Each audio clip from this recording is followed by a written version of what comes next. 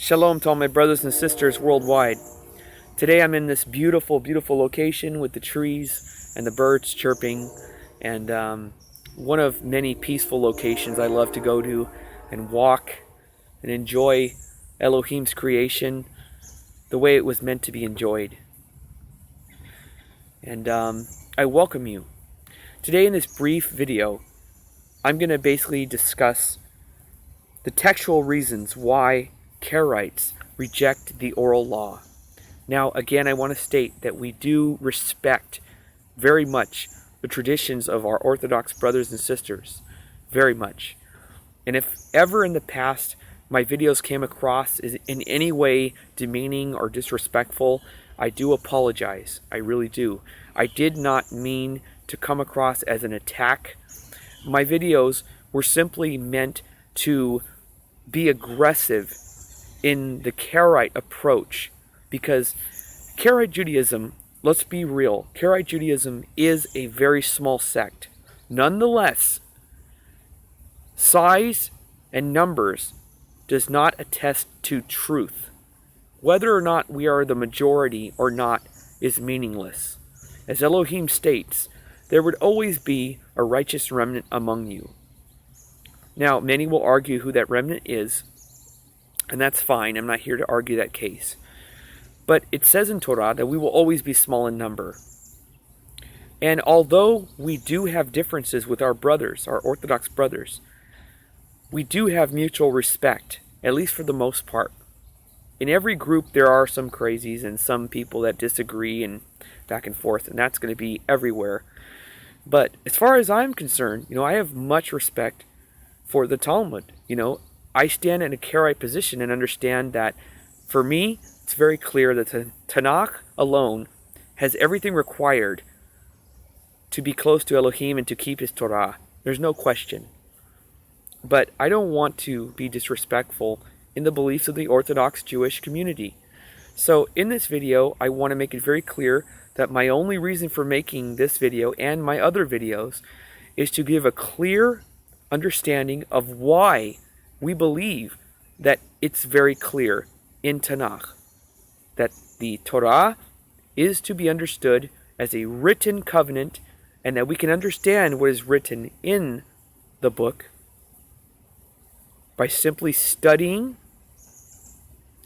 and meditating and searching Tanakh for all the answers. A thorough study.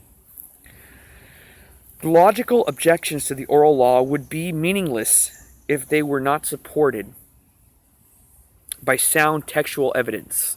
So what is the textual evidence? I'm going to state a few passages, read a few passages, and I hope these will resonate with you. Number 1, in Deuteronomy chapter 30, verses 9 through 10, it says, "Then Yehovah, your Elohim, will make you most prosperous, for Yehovah will again rejoice over you for good, as he rejoices over your fathers. If you shall hearken to the voice of Yehovah your Elohim, to keep his commandments which are written in this scroll of the Torah." Second, Deuteronomy chapter 31, verse 9. "And Moshe wrote this Torah and delivered it unto the priests, sons of Levi." Now this passage is very interesting because it says, once again, that Moshe wrote down the words of the Torah and gave it to the priests. Now, the very, very astonishing thing is that whenever it says that Moshe wrote down all the words of the Torah and gave it, or just wrote down all the words of the Torah, it never states afterwards ever that he then explained the oral Torah or was given the oral Torah as well. Now, it always speaks about a completed Torah in that sort of sense.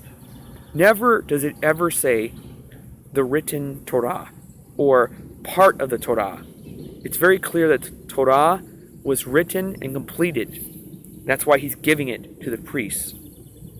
Number 3, Deuteronomy chapter 31 verse 11 says, "When all Israel is come to appear before Elohim in the place which he shall choose, you shall read this Torah before all Israel in their ears." And again, there is no statement here or afterwards that says, "And you must then explain the oral Torah." It also does not say, "You shall read this portion of the Torah," or the written Torah. It simply says, "this Torah." So, these are the claims, okay?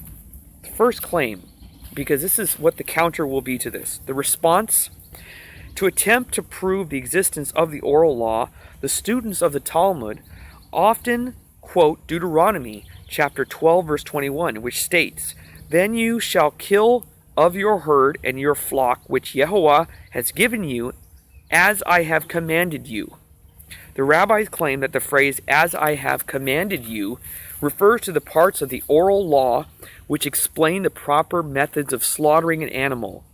Indeed, there are many requirements laid down in the Talmud as to how to slaughter this animal. This is very true. The proper way of killing the animal, However, these are the customs of those writing the Talmud rather than the laws of Elohim. Now, this is according to Karaite tradition. I'm not saying disrespectfully for any Orthodox Jews who may be watching this. This is not a personal attack. This is the Karaite view on things. So, now, I will say on their behalf, that it's not explained in the Torah how to slaughter the animal completely as they claim. It says simply that you must drain the blood as water, cover it up. So that is the explanation of the Torah. So what Karaites do, we do have our traditions, we follow as it is written to the best of our abilities, though we may have our own traditions as well. We do the best we can to follow as it is written. We don't go beyond what is written and add other things, like it has to be this certain knife, or it has to be cut in this manner instead of this manner. And that's the laws that came from Moshe. We do not make that claim, whereas they do. So it is very different. The claims made for these oral traditions claim to be from Sinai, from Moshe himself, which that's where we believe it went too far. But not more than 5 verses earlier in the passage, we see that the Torah itself dictates how we are to slaughter animals. Like I said, in Devarim chapter 12 verse 16, "Only you shall not eat the blood, you shall pour it upon the earth like water." From this, we learn that the proper way to slaughter an animal, we must do it in this manner that pours its blood on the ground, as opposed to letting it harden in the veins of the slaughtered animal. This reading is confirmed by the lines directly succeeding the verse in question. "Only be sure that you do not eat the blood or consume the blood, for the blood is the life, and you may not eat the life of the meat." In fact, this verse states that the only requirement of slaughter is that we do not consume the blood. That's the point. Response number 2 to the Karaite view. There are in fact places where the word Torah is used in the plural form. We will hear this from our Orthodox brothers. And this is true. Torot is the word. Torot, not Torah, Torot. That's the plural form of Torah.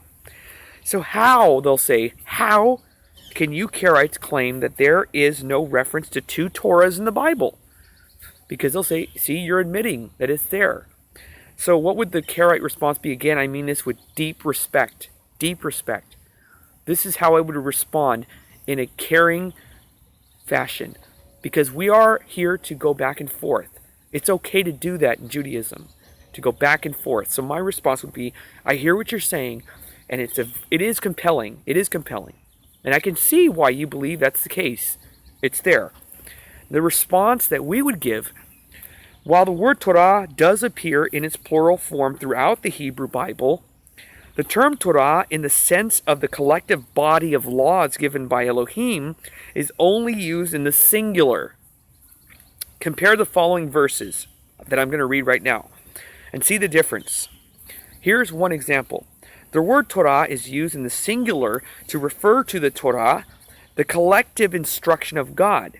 For example, and Moses wrote this Torah, or law, Torah, and delivered it unto the priests, sons of Levi. That's in Devarim chapter 31, verse 9. I read that earlier. Here the word Torah, which is translated as law, refers to the complete works of Elohim that he commanded Moshe to write down. The term Torah is never used in the plural when found in the first example I gave you. Never. Ever, ever, ever. Answer number 2, from a Karaite point of view. The singular of Torah is used in the sense of a specific commandment, not referring to the Torah as a whole. And this is the instruction, Torah, of the Nazir, see, singular, Nazir, on the day of fulfillment of his days of consecration. He shall be brought to the opening of the tent of meeting. That's in Numbers chapter 6, verse 13. Example number 3 of the Karaite response. The plural of Torah is used in a meaning other than that relating to the Torah as a whole. These are, for example, these are the statutes and ordinances and the teachings, Vahatorot, that Yehovah gave between himself and the children of Israel on Mount Sinai by the hand of Moshe. That's in Leviticus chapter 26, verse 46. So it's speaking in the plurality of the many, many words contained within the sections of the Torah. You understand? So yes, it does say Torot, but when it's specifying this, it's meaning always in the context of the rules, regulations, the decrees in the Torah, meaning in sections.